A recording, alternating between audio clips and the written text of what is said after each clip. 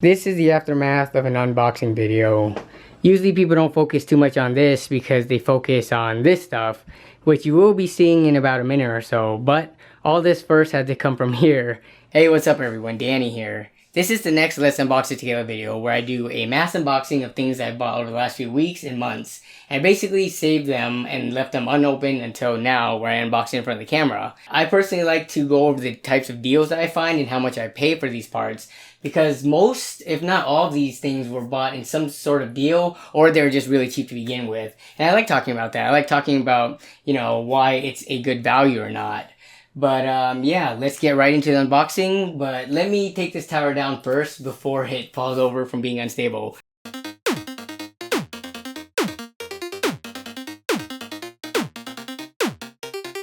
Alright, so I have my handy dandy green razor blade, and I'm going to start with smaller packages first and then make my way to the larger ones. So I'll start with this one right here. So this one came from China. This is the only Chinese one of the bunch, and I know what it is because I can feel the shape of it. These are more silicone thermal pads.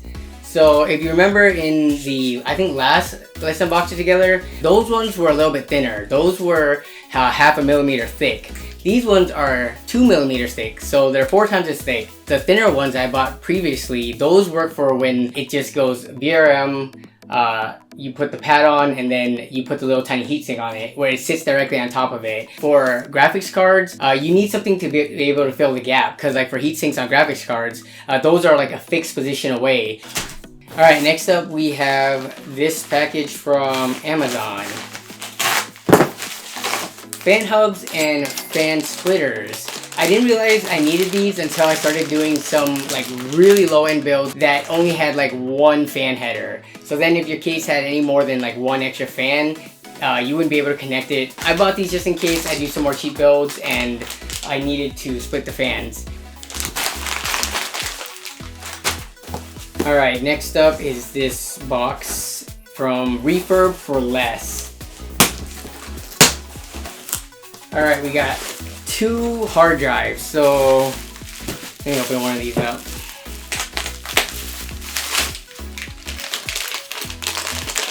Oh, they repackaged it. So these are 2 terabyte Hitachi, I don't know if they're like the Ultra Star or Death Star ones, but these are Hitachi hard drives. They're 2 terabytes and they aren't necessarily refurbished, they were just used. And these, I believe, are data center pools. So they were just located somewhere and running like 24/7 for, I don't know, a few years or so. So these should have a high amount of hours on them, but these cost, I think, $30 a piece, which is about half the price of what you would pay for a brand new hard drive. And depending on who you are, you may or may not be comfortable with buying used hard drives. You don't want to put really important stuff on here because you don't know when it's going to die, because it does have a lot of hours on it. Though I don't even know if that's a good enough argument, because like this could still go for like 3, 4, 5, up to 10 years. But these are really useful for if you have like a dedicated drive where you put games on, where it's not like the most important files in the world, and if you lost the data, you could still live because you can just go back on Steam or whatever and download it. These are really good to have on hand so that I can throw into cheaper low-end systems, or if somebody I know needs like an upgrade. Games are getting huge these days. I can just give this to them and they could load it up with, 10 copies of GTA, and that would only be 600 gigabytes. Alright, next is this Amazon box. This is a EVGA 450 BT power supply. This was going for, I think, $22 on Amazon, and depending on where you are, if you're one of those lucky people where there's no tax in your state for Amazon, then you're probably going to be paying $22. And if you have Prime, which a lot of people I think do have Prime now, if you don't, there's a 30-day free trial down in my description section, by the way. But yeah, 22 bucks out the door for some people. For me, it was closer to 25 due to tax, but that's still a great deal for a power supply that is pretty reputable, and it's plenty of power for a lot of modern day graphics cards that only require one 6 or 8 pin power connector. This isn't the cheapest power supply you can get. You can get the price a little bit lower, like even under $20 in like the $15 to $17 range, but those usually require mail-in rebate. I think sometimes it's worth it to pay a little bit of extra cost if it just means you don't have to fill in a mail-in rebate for like $5 or $10. Alright, this one is from USPS.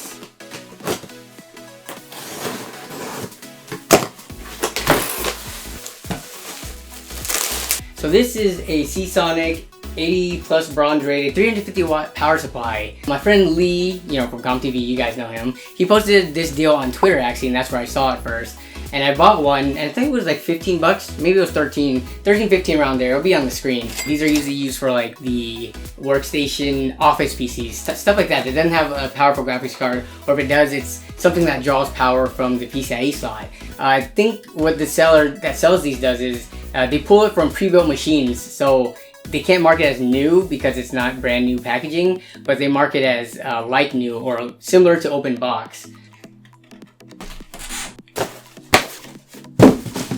Alright, next up is this Refurb for Less again. If you guys don't know, Refurb for Less is a pretty popular seller on eBay. They sell a whole bunch of computer parts. Their deals come on Build a PC sales all the time, and I bought from them multiple times.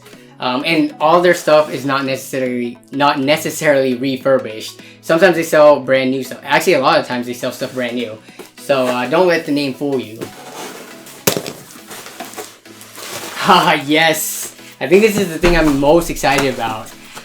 And what we have here is the AMD R5 1400 processor. People have been asking me for the longest time when I'm going to do a Ryzen build. And I've been telling them I haven't been able to find good enough prices for them because Ryzen parts are so new. There's not that many of them on the used market. And if there is, they haven't taken a price cut yet because people are still trying to get most of their money back if they're selling it this early. But I did come across a deal on Build a PC sales. I got this for $140, brand new, free shipping, no tax. I paid $140 out the door for this processor. So I am really excited to finally do a Ryzen build. I don't know exactly when that's going to be yet because I have one of the main components for it, but now I need a pairing motherboard, and those aren't the cheapest thing in the world. And I'm not sure if I want to wait for a decent motherboard to go on sale or just to buy one of the really low-end A320 boards, which I think normally go for like 60, sometimes sale for 50. But I'm just going to keep watching the motherboard market, but then yeah. I'm gonna have a Ryzen build pretty soon. Super excited for the first one. Okay, next up is a package from Newegg.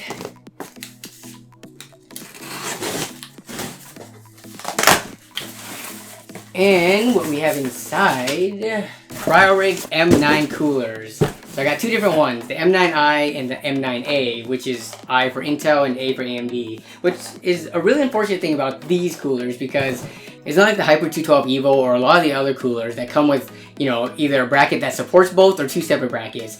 This one, I guess they were trying to trim costs down as much as possible, and they only come with one of the mounting brackets. I think they're really popular, so they do go out of stock quite a bit. So I saw them back in stock for 20 bucks a piece, ordered them up, so I paid 20 each out the door, free shipping. You guys have seen me open these in the past in videos and use them in my builds that I've posted on the channel because 20 bucks can't really beat this price of performance.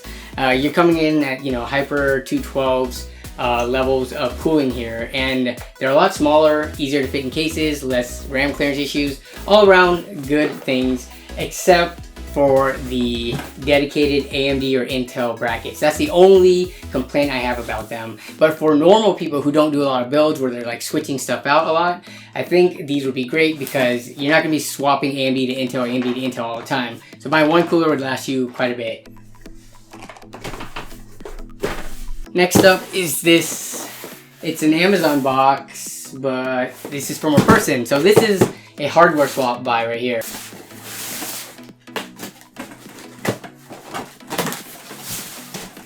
Inside we have a ASUS A68HM motherboard and an AMD X4 860K processor. So let me see if everything else in here should come with RAM. Yep. All right, sweet.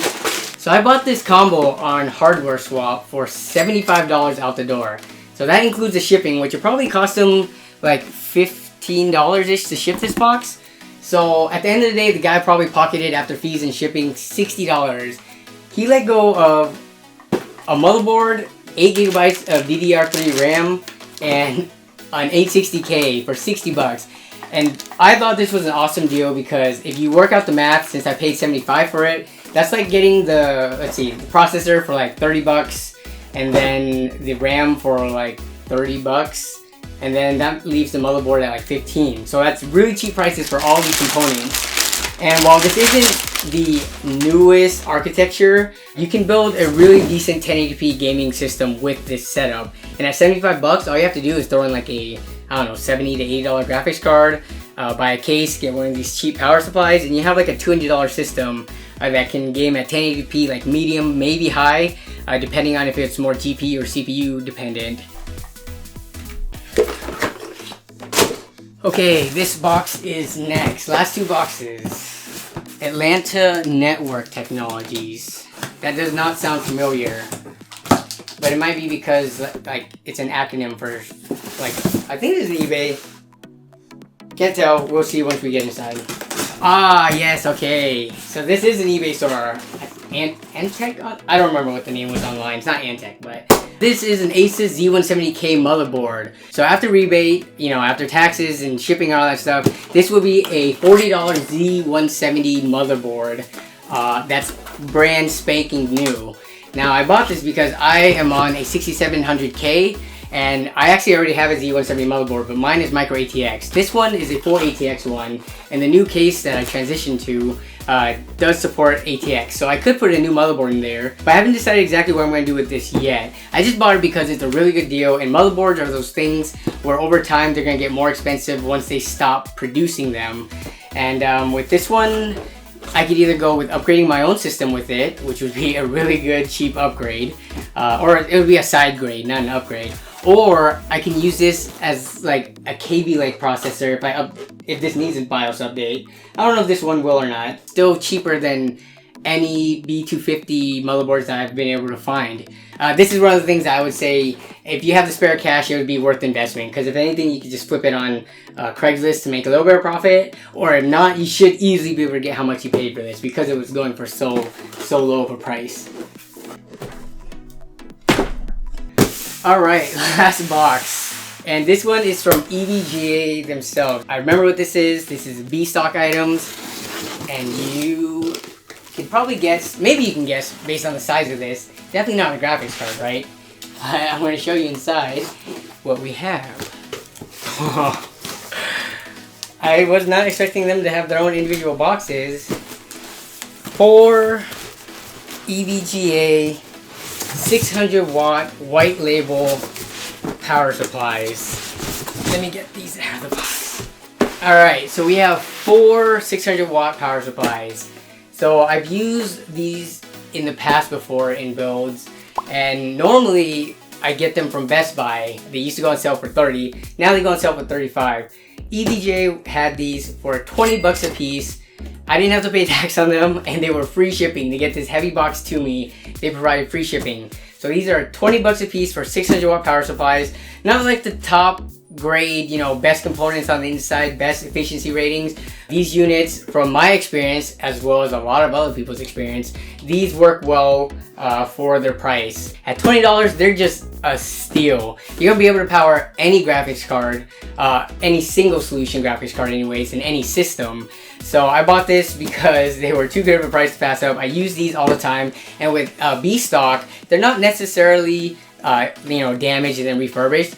Sometimes they're just open box items that people return for, you know, no reason at all other than like buyer's remorse or something like that. And EVGA does offer a 1-year warranty on all of these. But yeah, I think that's gonna wrap it up for all the unboxing. So let me gather everything up and then close out the video.